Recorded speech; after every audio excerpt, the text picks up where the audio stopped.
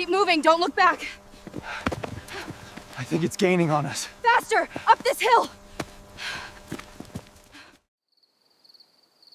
The sun was already dipping behind the ragged, purple-hued peaks of the San Bernardino National Forest, casting long, fractured shadows across the trail as we pushed for Clark's summit. There were 4 of us: myself, Liam, the reluctant pragmatist, Ben, the eternal joker and designated map reader, Maya, Ben's perpetually skeptical girlfriend, and Chloe, the sharpest, most intuitive among us, and the one, as it turned out, who would lead us into a nightmare. We'd been hiking this area for years, mostly familiar, well-maintained trails, mostly day trips.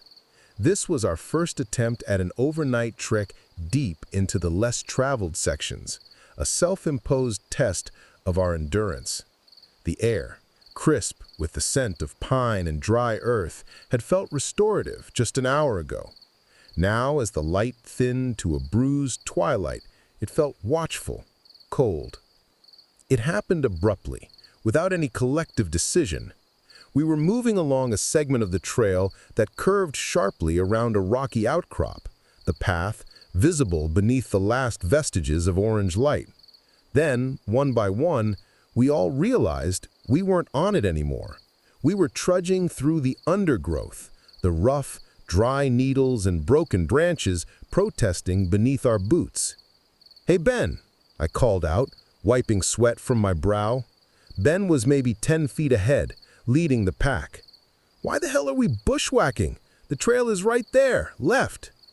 Ben stopped, turning back to look at me, his expression confused. "I know, but I thought Chloe was leading us off for a minute. Chloe, what gives? We need to set up camp before it goes black." Chloe, who had been in the very front, spun around, her eyes wide, glistening in the fading light. "I wasn't leading us. I was following what felt right. I can hear someone. Can't you guys hear that?" We all paused, leaning in, straining to hear over the sudden frantic thrum of my own pulse. Nothing. Just the low, steady evening hum of the forest, the distant, rhythmic chirp of crickets, the rustle of high leaves catching a breeze that never reached the ground, the sound of blood rushing in our ears. "Hear what, Chloe?" Maya asked, her voice already edged with impatience. "A coyote? A distant plane?"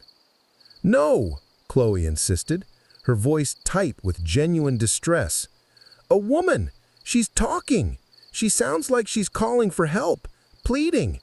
It's faint, but she's close. I hear, 'I'm over here.' And it sounds weak, like she's hurt or crying." I looked at Ben, then at Maya. Their faces mirrored my own internal argument, confusion battling the immediate, instinctual urge to dismiss it. Chloe had always been grounded, never prone to dramatics. She looked utterly sincere, her brow furrowed with concern and a growing sense of urgency that was completely disproportionate to the silence surrounding us. The disparity between what she heard and what we experienced was, in itself, the first genuinely unsettling thing. It cracked the reality of our shared moment. "Chloe, look," I tried, keeping my voice calm and low.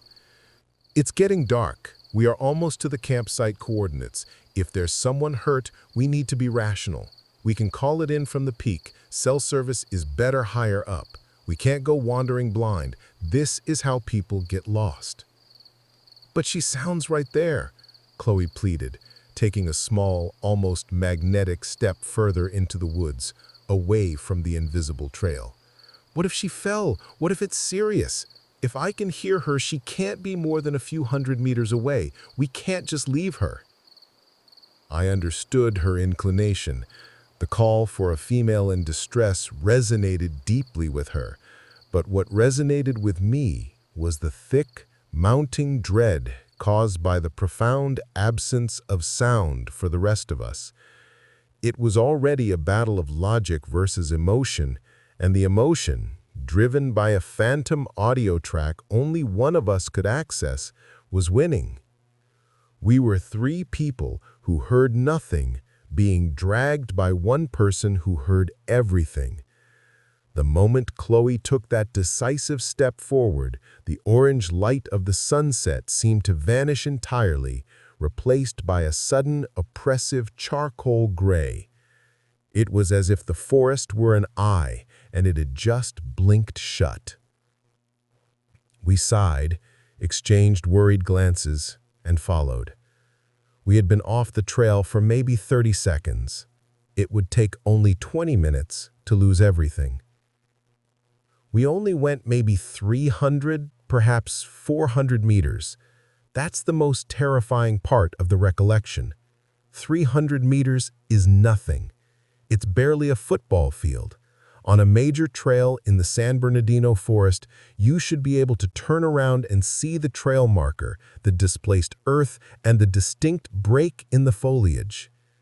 Yet, after following Chloe for 15 or 20 minutes of increasingly difficult, tangled footing, she stopped abruptly. The voice she was chasing had seemingly gone silent.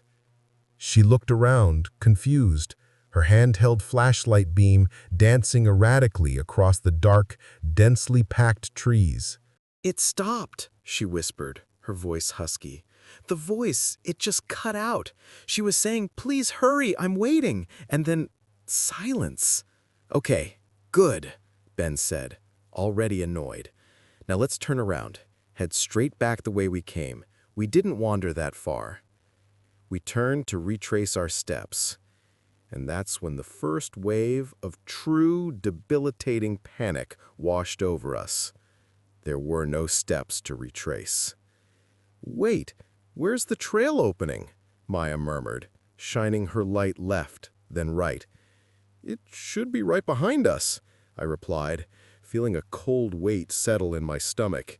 I pushed past a thick cluster of low-hanging manzanita branches, expecting to see the defined path.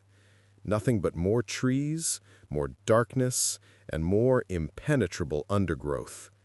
We started walking in a rough, clockwise circle, our lights frantically stabbing the dark. We walked for another 10 minutes, then 20. Every direction offered the same claustrophobic wall of wood and leaves. We were in a small, isolated bubble of nothingness. We should have hit the main trail in any of those directions. It was a massive, well-trod vein of earth. It was impossible to lose it this quickly. Yet it was gone. Completely. "This isn't right," Ben said, his voice losing its usual joking bravado, replaced by a strained, hollow quality. "We haven't been walking long enough to be this lost. The trail is huge." He checked his phone. No signal, of course. We hadn't brought any fancy GPS equipment because, as he always said, we're not crossing the Rockies, we're hiking a regional park. We were overconfident, and the forest had just taught us a lethal lesson in humility. Then, the physical sensations began, confirming that the problem wasn't merely directional, it was systemic. "Does anyone else feel weird?" I asked, leaning against a rough pine trunk, the world seeming to tilt subtly beneath my feet. I felt a sudden, profound wash of dizziness, a heavy, nauseating pressure behind my eyes. It wasn't the exhaustion of the day's hike, it was an acute, instant shift. "Yes," Maya said immediately, pressing her forehead to her hand. "I feel lightheaded, almost like vertigo, but I'm standing still, like the air pressure dropped or something." Ben nodded, his face pale even in the meager light of his headlamp. "It's like being hung over, but without the fun part. My stomach feels like lead. We should stop, now. We're just gonna walk deeper into this mess." The shared physical symptoms were the second critical break with reality. It wasn't a collective delusion. It was a collective sickness, as though the air itself, The immediate geography surrounding us had been subtly poisoned or fundamentally altered. It was like stepping from one room into another, but the new room had its own physics. We hadn't gotten lost. We had somehow been moved. We stood rooted in place, surrounded by the crushing blackness of the fully settled night. The moonlight, usually a reliable guide, was struggling to penetrate the thick canopy overhead, offering only vague, silver-edged shapes instead of clarity. "We stop here," I stated, pulling my pack off my shoulders. "We find the most level spot we can, set up the tents, and wait for sunrise. We can't navigate this in the dark, and whatever caused us to feel this way, walking isn't going to fix it." We found a relatively small, clear patch of ground, maybe 8 feet by 8 feet, nestled between 3 colossal, old-growth conifers. The frantic urgency of our situation made our movements jerky and clumsy. We pitched the 2 small tents, struggling with the poles in the low light, our hands shaking slightly from the combination of fear and the persistent low-grade physical malaise that had settled over us. As I wrestled with my sleeping bag, trying to inflate my thin ground pad, Chloe leaned into my tent flap, her face shadowed, but her eyes still holding that terrified conviction. "Liam," she whispered. Before it went silent, I heard her say one more thing. It was a single word, repeated once, very soft. I braced myself. What was it? She said, "Found." Just found. The word hung in the cold night air, far more disturbing than any cry for help. It implied not a victim seeking rescue, but a successful capture. We sat inside our tents, zipped up, not sleeping. We couldn't. Ben and Maya were in one, Chloe and I in the other. We tried to talk ourselves down, whispering theories, electromagnetic interference, localized carbon dioxide buildup, a freak natural sinkhole that disoriented us. All of them sounded thin, desperate, utterly inadequate to explain the abrupt loss of geography and the shared dizzying sickness. Then, Chloe gasped, her hand clutching my arm through the sleeping bag material. "Did you hear that?" "Hear what?" "I didn't hear anything, Chloe." "No, I mean outside. Look." I unzipped the tent flap slowly, my heart pounding a ridiculous, desperate rhythm against my ribs. I peered out into the darkness. The moon had managed to break through a crack in the branches now, casting a faint, pale silver light on our small clearing. I swept my small headlamp over the perimeter. "I don't see anything," I said, annoyed, but my voice was barely above a breath. "Not down here. Look up. That tree." I craned my neck, focusing on the nearest enormous conifer, its branches heavy and dark. For a moment I saw only deep shadow. Then I saw movement, a rhythmic, deliberate displacement of the heavy, dark green foliage about 50 feet up. It wasn't the sway of the wind, it was too localized, too intentional. It looked like something was climbing the trunk, moving with an unnatural smoothness, like oil being drawn up a wick. It's an animal, I immediately decided, defaulting to the logical. A raccoon, maybe a bear cub. Let's make noise. I was about to shout when Ben's voice came from the next tent, low and choked. "Liam, what are you looking at? Get Maya's light on it." I snatched Maya's powerful beam from where she'd left it by the flap and focused the white column of light high into the canopy. The beam hit the branch cluster where the movement originated. It wasn't an animal, and it wasn't anything. The best description I can offer, even now, is that it looked like a human-shaped hole in the air.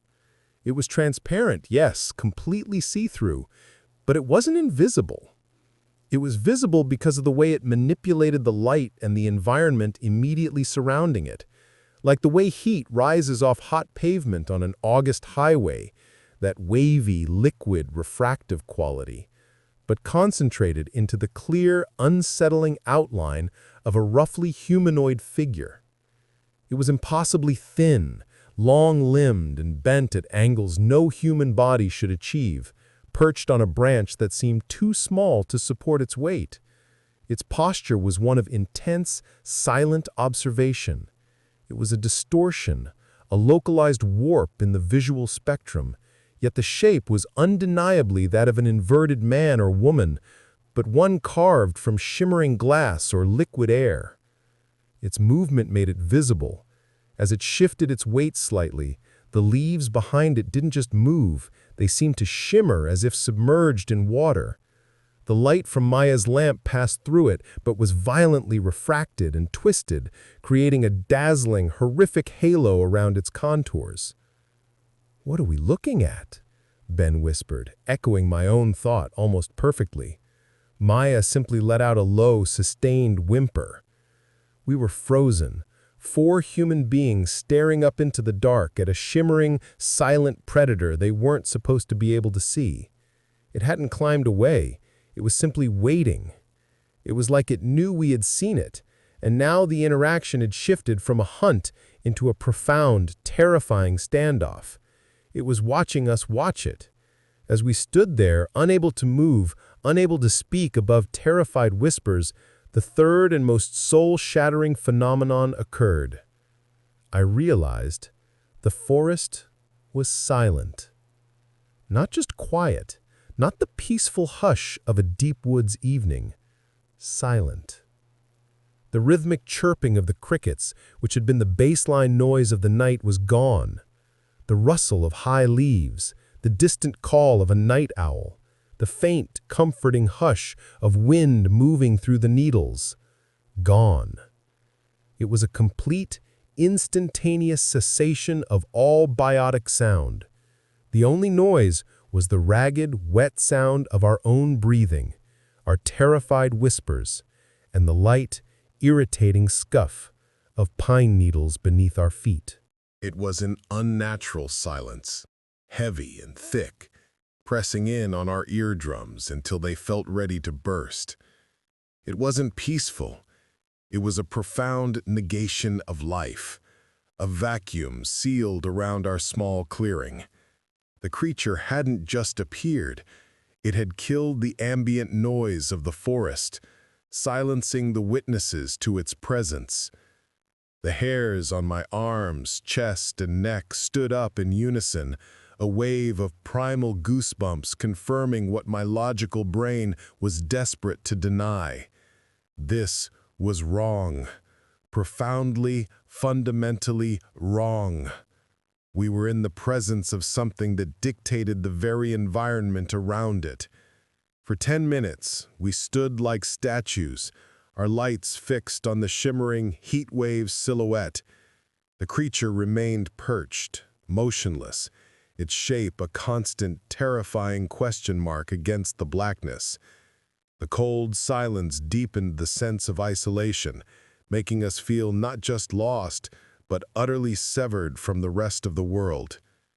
Then, with the same smooth, impossibly effortless motion we had initially noticed, the creature began to climb. It didn't scuttle or hoist itself. It seemed to flow upwards, folding its long, transparent limbs as it merged further into the dense, dark needles of the conifer. The outline grew thinner, more diffuse, the light refraction fading until, 50 feet above, there was only the black, solid geometry of the branches. It had vanished, swallowed by the dark. We waited, hearts thumping like trapped birds against our ribs. We didn't hear a sound. It was too big, too dense in its outline to climb that easily, that silently. It didn't sound like wood scraping or bark flaking or heavy breathing. It was nothing. We approached the base of the tree slowly, our steps unnaturally loud in the oppressive silence. We circled it, craning our necks back until they ached. The dense canopy, combined with the profound darkness, made it impossible to confirm if it was still there. It hadn't jumped. We never heard a landing. We just knew it had ascended, retreating into the dimensional fold from which it had momentarily emerged to watch its prey. The implication was clear. It hadn't left. It was merely higher. We were too close. The ground beneath our feet felt tainted, watched, and violated. The dizzying symptoms from the environment change seemed to ratchet up a notch, making my head swim. We were not staying here. "We move," I rasped, the word tasting like rust. "Now. We don't pack the tents, just bags, water, and lights." We walked toward the moon. It's the highest point of light, the only consistent directional marker we have left. Our movements were driven by a terrifying, hyper-focused adrenaline. We didn't fold the tents. We shoved our sleeping bags and essential gear into our packs with reckless abandon.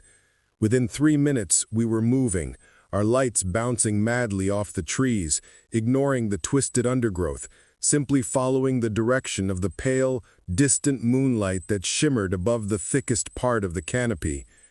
We walked fast, stumbling over roots and rocks, not caring about sprains or scrapes.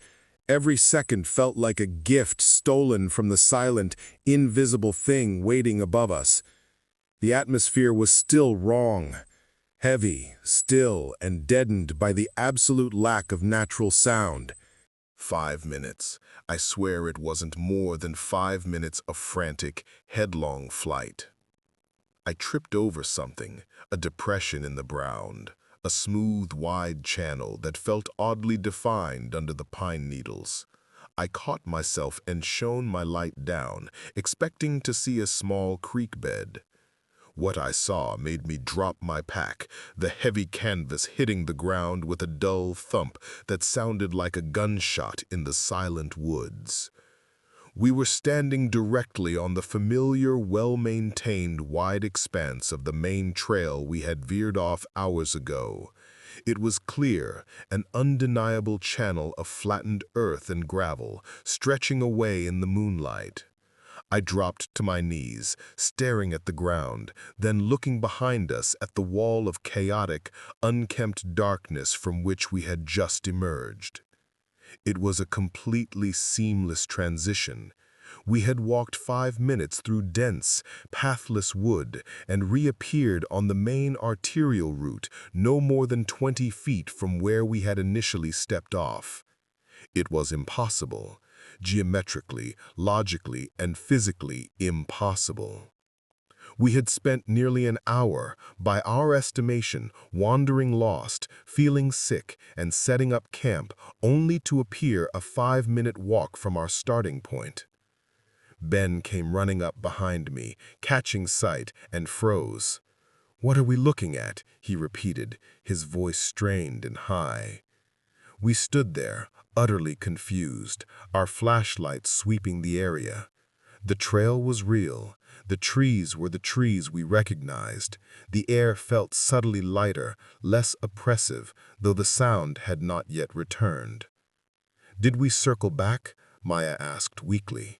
"Did we walk in a perfect circle?"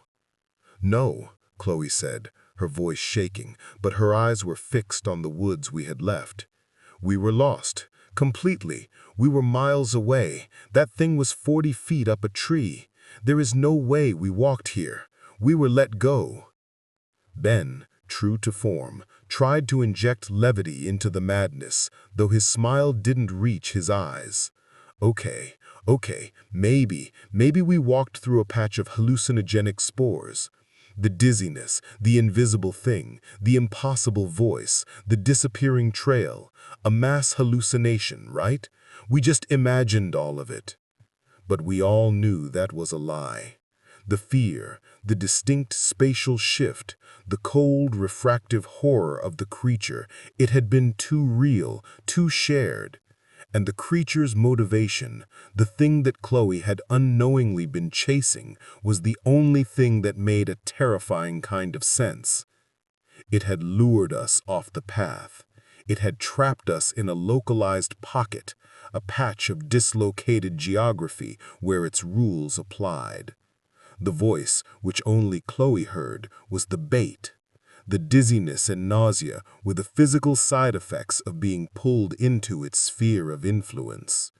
And the creature itself, the transparent predatory shape, was the fisher waiting above its catch. Why did it let us go? We had looked directly at it. We had acknowledged its presence. Perhaps it only required the acknowledgement, or perhaps the sheer terror was enough to satisfy its needs. Or, most chillingly, perhaps it only had a limited hunting range, and we had finally, accidentally, walked beyond the invisible boundary of its domain. As we slowly, cautiously, started walking down the now familiar trail toward a distant, less threatening clearing, the normal sounds of the forest slowly, tentatively began to return. First, a single distant owl hoots, then a low, collective swell of insect noise. The oppressive silence was broken, replaced by the mundane, comforting background noise of the wild. But the relief was tempered by a profound, paralyzing dread. We hadn't just seen an alien or a cryptid. We had been hunted by a breach in the natural order, a being that could manipulate the fundamental laws of space and perception, and one that had used the sound of human desperation as its hook. To this day, Chloe still believes we were maliciously messing with her, claiming we had to have heard the woman's voice. And to this day, I can't look at a large tree canopy at night without seeing the faint, wavy outline of a clear, angular shape, waiting patiently for the unwary to veer just a few hundred meters off the path. Whatever it wasn't an alien, or a ghost, or a trick of the light. It was a predator of location, and we had spent a nightmare hour in its cage. The thought is inescapable. Was the voice we didn't hear the creature imitating a victim, or was it the actual victim, consumed and being used as a psychic lure to draw in the next meal? And how often do people not find their way back to the trail? That chilling question is the real reason I never go back to Clark's Summit.